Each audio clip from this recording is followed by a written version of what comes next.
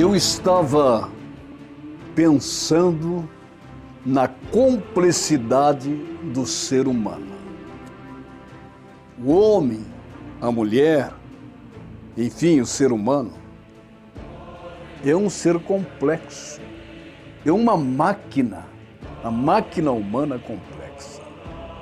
Talvez mais do que um computador, do que o carro. E eu até faço uma analogia da complexidade do homem com o carro, o automóvel. Um automóvel, ele tem o sistema elétrico e o sistema automotivo. Para andar, para funcionar, precisa do combustível. Enfim, ele tem vários componentes que compõem um todo. E o ser humano é muito mais complexo do que um carro. Mas eu faço a analogia do carro, porque o carro pode estar novo. Recentemente saiu da revenda, da fábrica. Mas se ele estiver fora do ponto, ele não vai funcionar bem. Tudo tem que estar ajustado automotivamente e também no sistema elétrico. E se o carro tiver um problema na eletricidade, no sistema elétrico, ele funciona no motor, mas ele também só funciona depois de terem ligado ele. E se o sistema elétrico não estiver funcionando, o carro com um motor novinho não vai funcionar. Eu fico pensando que o ser humano, na sua complexidade de corpo, alma e espírito, tem que ter também um cuidado para que tenha uma resposta no seu todo, procurando nos seus sistemas de ajustamento, como o carro, no sistema automotivo, no sistema elétrico, combustível, etc., para poder funcionar. O ser humano, para poder funcionar bem, ele tem que estar holisticamente ajustado, integralmente ajustado. Aí, ele precisa procurar os pedaços de si mesmo, procura se encontrar em si mesmo, na busca da unicidade do seu próprio eu. E esta unicidade do seu próprio eu implica no conhecimento de por que está funcionando de tal forma desajustada na sua vida normal.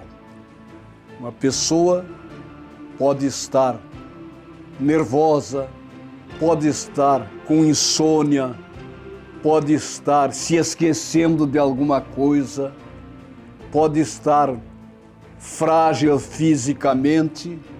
É uma pessoa que em algum sistema da complexidade do corpo humano está em desajuste. E por isso, a gente também tem que pensar sobre a alma. Em quantas partes se divide a alma? Já se diz na psicologia a triptação da alma. Há 3 partes da alma. E essas 3 partes nós vamos até falar num sentido mais entendível, para que todos entendam e procuram saber como é que está o funcionamento da alma. E eu estou falando não é a alma espiritual, estou falando da alma da complexidade humana do corpo físico. Então vamos lá ver se a gente lembra dessas 3 partes de divisão da alma. E a primeira parte, não tem cronologia, a primeira parte que eu lembrei agora, né? Então, se ela se divide em 3, vamos colocar a primeira parte, a mente. A segunda parte, o sentimento. E a terceira parte, a vontade. Quando a gente sabe cuidar dessas 3 partes e unificá-las para que funcione a contento, a gente pode dizer, na analogia que fiz, que é um carro que está pronto para funcionar perfeitamente. Mas qual é a ocupação da mente, que é uma das 3 partes da alma? Na mente, ela armazena e funciona com o pensamento, com a razão. É aquilo que faz a gente pensar, que faz a gente decidir, está armazenado nessa parte da alma chamada mente. Na outra parte da alma, sentimento, a gente armazena sentimentos de tristeza, se for o caso, de alegria, de euforia, de raiva, de paz, tudo reside nessa parte do sentimento. E a vontade, que é a terceira parte, ela guarda e reside ali na vontade os desejos, a vontade do querer, a vontade e desejos amplos. Tanto faz desejos físicos do baixo ventre, como também os desejos de alimentação, de querer coisas boas, enfim. Então, quando a gente procura conhecer e saber do ajustamento da alma, o carro vai funcionar em perfeitas condições.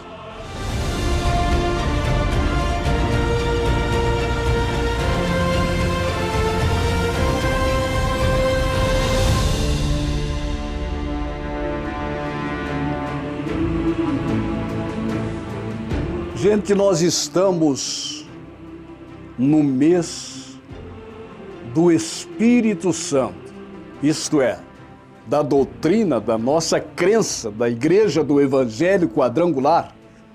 Falamos no mês passado e realizamos a campanha que Jesus salva. Agora estamos divulgando em todas as igrejas do estado que Jesus Cristo batiza com o Espírito Santo. Mas afinal, o que é o batismo com o Espírito Santo ou no Espírito Santo? Eu deixo a seu critério, porque algumas pessoas fazem oposição, não é com o Espírito Santo, é no Espírito Santo. Então fica como você achar melhor. Como é e o que é o batismo com o Espírito Santo? E nesta oportunidade, eu quero fazer lembrança na leitura que vou formular aqui na Bíblia Sagrada, no livro do Atos dos Apóstolos, do capítulo 2, a partir do versículo 1. Ao cumprir-se o dia de Pentecostes, estavam assentados, reunidos no mesmo lugar. De repente, veio do céu um som como de um vento impetuoso e encheu toda a casa onde estavam sentados. E apareceram distribuídas entre eles línguas como de fogo, as quais pousaram sobre cada um deles. Todos ficaram cheios do Espírito Santo e começaram a falar em outras línguas, segundo o que o Espírito lhes concedia que falassem. Gente, aqui tem uma grande percepção, eu diria uma profunda percepção, que a gente deve até analisar de uma forma mais pausada. Primeiro, eles estavam orando, sentados ali, naquele lugar chamado cenáculo, e de repente veio um som, como de um vento impetuoso, um vento forte, um vendaval, era um som. Não era o vento, era só um som, como, diz aqui, como se fosse um vento, mas não era um vento. Porque, na verdade, ninguém suporta o vento de Deus. É muito forte, por menos que seja a sua veemência, para nós, humanos, é um vendaval, é um temporal. E aqui, Deus queria se manifestar de uma forma espiritual pelo Espírito Santo e mostrar a eles um fenômeno, um barulho de um vendaval, de um vento forte, mas não havia vento. Não se movia uma folha de papel, se houvesse naquela época, que era pergaminho. Não se movia nada. Pelo barulhão, o vento forte, não tinha vento. Então, uma das coisas para observarmos. Segundo, pousou sobre a cabeça deles línguas como se fosse fogo, como de fogo, mas não era fogo, era como se fosse, porque o fogo de Deus é fulminante, o fogo de Deus no ser humano mata. O fogo de Deus é muito forte. Aqueles que leem a Bíblia hão de lembrar do episódio daquele moço, ou o moço que tocou na arca do concerto, morreu fulminado lá no passado. Olha, línguas como de fogo, mas não era fogo. E depois desse processo, eles começaram a falar em outras línguas, conforme o Espírito lhes concedia que falassem. E pensando nisso,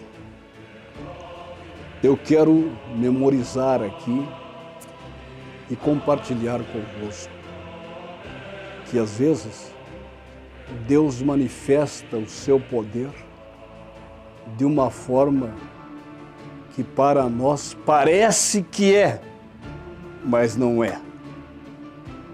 Um barulho de vento, mas não era vento. Línguas de fogo, mas não era fogo, é como se fosse fogo. E isso na vida cotidiana a gente tem que estar muito perceptivo, como eu falei. Às vezes tem coisas que Deus quer se manifestar na tua vida, no teu caminho, na tua família, na tua igreja, nos teus negócios, e você não entende o que está acontecendo, mas Deus sabe o porquê daquela manifestação para te abençoar. Outra coisa que a gente deve perceber aqui, que eles passaram a falar em outras línguas, conforme o Espírito lhes concedia que falassem. Mas quais eram essas línguas?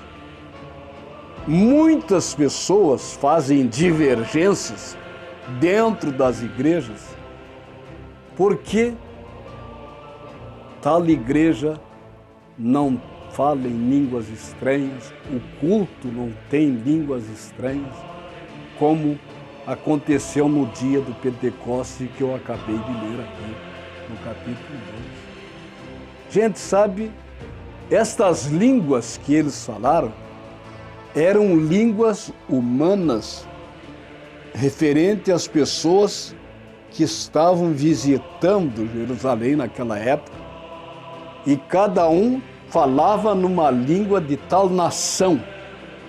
Era para Deus mostrar um mistério que eles não tinham estudado aquela linguagem, aquele povo, não tinham estudado cada língua de cada nação, mas diz a Bíblia que o Espírito lhe concedia que falasse. E um olhando para o outro dizia, mas esses não são homens indoutos, iletrados, e como eles estão falando em nossa própria língua? É mistério de Deus. Eu quero que nesse mês do Espírito Santo a gente venha refletir muito sobre os mistérios de Deus, sobre os mistérios do próprio Espírito Santo, que às vezes Deus se manifesta, como eu já falei, de uma forma e a pessoa não entende. Mas como está acontecendo isso? Como eles podem falar em nossa própria língua se eles não estudaram e falam perfeitamente? Eu quero dizer a você, meu amigo, minha amiga, meu irmão, minha irmã, que nas mãos de Deus você fala perfeitamente. Claro que é uma analogia que eu estou falando. Nas mãos de Deus você vive perfeitamente. Você vai mostrar aos outros distantes de Deus que em Deus, como a própria Bíblia fala, faremos proezas.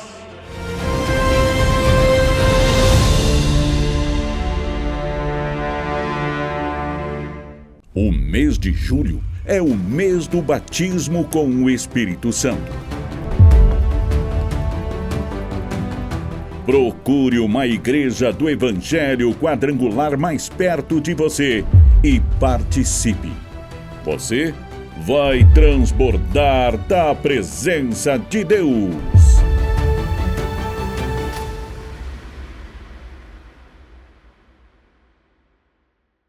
Tá todo mundo no Instagram, tá todo mundo conectado. Só falta você estar ligado com a Quadrangular do Rio Grande do Sul. Siga as nossas redes sociais oficiais e fique por dentro de tudo. Quadrangular, uma igreja que nasceu para amar.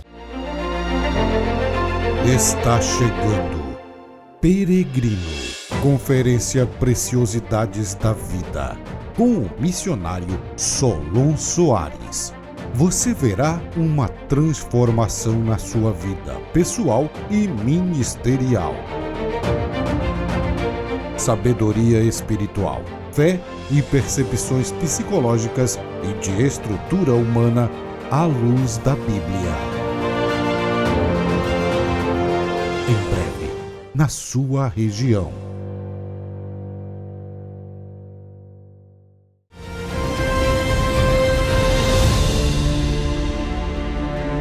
Eu continuo conclamando aos que amam Jesus Cristo, seu sacrifício, sua morte na cruz, agregarem-se conosco e serem um missionário em ação. Missionários em ação. Milhares de vidas estão sendo impactadas com o Evangelho Quadrangular neste programa de televisão. Salvação de almas, milagres extraordinários, famílias restauradas, um derramar do amor de Deus. Seja um missionário em ação, enviando sua contribuição para que essa programação vibrante possa alcançar ainda mais vidas com a mensagem transformadora de Jesus. Cada doação é um passo crucial para continuarmos essa missão de amor. Para apoiar, use nossa chave Pix, que é o nosso e-mail, eusoumissões@gmail.com, ou simplesmente escaneie o QR Code na tela. Junte-se a nós e seja um missionário em ação.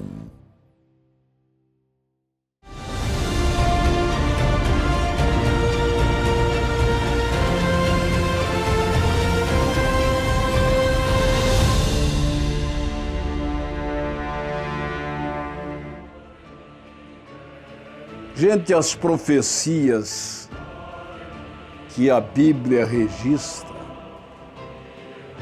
muitas delas já se cumpriram. Outras estão se cumprindo e outras irão se cumprir.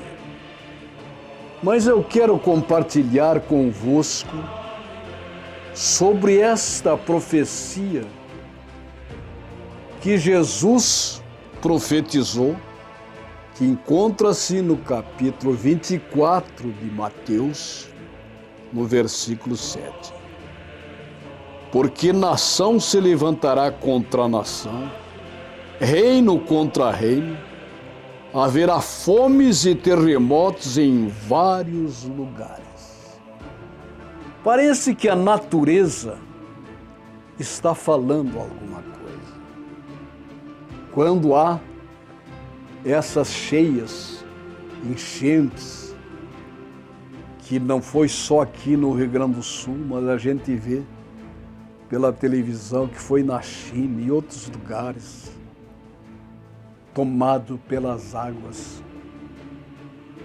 E também eu reputo como a voz da natureza. Como existe o pastor, a pastora, o obreiro, a obreira, o missionário, a igreja, que é a voz de Deus para falar da Bíblia. A natureza também é a voz de Deus para falar da Bíblia. Agora, na semana passada, a gente ficou sabendo de um furacão lá no Caribe que arrasou vilas, matou pessoas, um vento terrível, um vendaval, com 260 quilômetros por hora. E me parece ser que a natureza está profetizando, dizendo, olha, Jesus falou que aconteceria isso, e essas coisas estão acontecendo. Profecias dos últimos tempos, profecias dos últimos dias. E nesse mesmo contexto de Mateus 24, a gente encontra nessa profecia de Jesus dos últimos dias, antes dele voltar, sobre o amor. Ele disse, o amor de muitos esfriará e de quase todos. Jesus também profetizou nesse mesmo contexto, falando sobre os falsos profetas que viriam, falando em seu nome. E disse Jesus, profetizou Jesus o seguinte, e se possível, enganarão até os eleitos, isto é, até a igreja.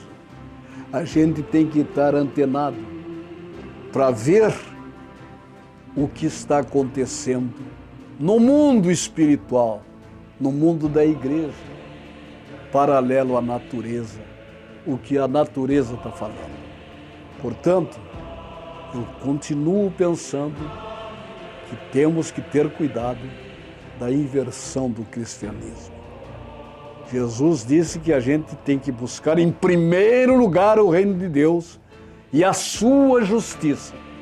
As demais coisas vos serão acrescentadas. Mas paralelo ou junto com o amor esfriando, vem essa inversão de buscar em primeiro lugar as demais coisas e depois o reino de Deus, se tiverem tempo.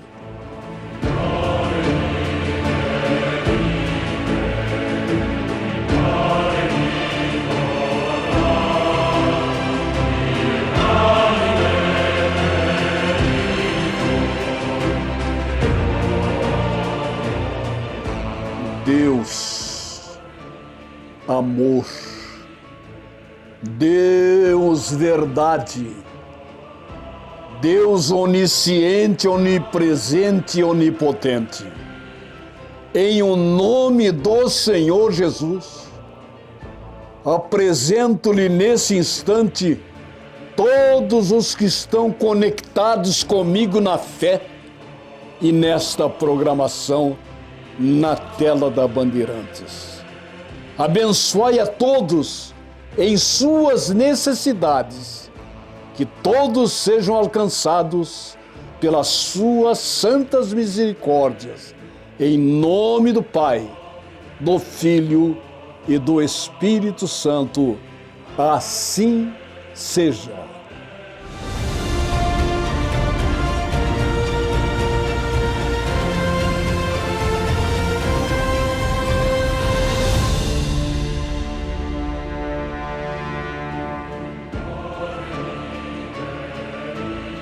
Eu estava pensando sobre o amor de Deus e quero compartilhar nesse quadro de coisas da vida que existe só um amor, que é uma pequenez diante do amor de Deus, mas é um amor verdadeiro, que é o amor de mãe, com exceção de algumas coisas que acontecem por aí, que não é o amor de Deus e o amor de mãe. Uma mãe não quis dar dinheiro para o filho comprar drogas, e o filho estava tomado pelo vício, estava delirando e insistiu com a mãe não quis dar porque não queria que ele saísse de casa para comprar. Ele se enfureceu, pegou um punhal, se foi contra a mãe, matou a mãe, mas ele também, naquele delírio, ele se deu conta que era a sua mãe. Ele abriu o peito da mãe com um punhal, arrancou o coração da mãe e naquele desespero saiu correndo com um punhal numa mão e o coração saindo aquela fumacinha na sua outra mão. Correndo, ele tropeçou num estoco de raízes de um campestre onde ele passava. E ele caiu. E vejam só, dessa lenda que eu estou contando. Quando ele caiu, o coração da mãe saiu pululando pelos pastos, caiu da mão dele, mas lá no meio da macega, o coração falou: meu filho, você se machucou?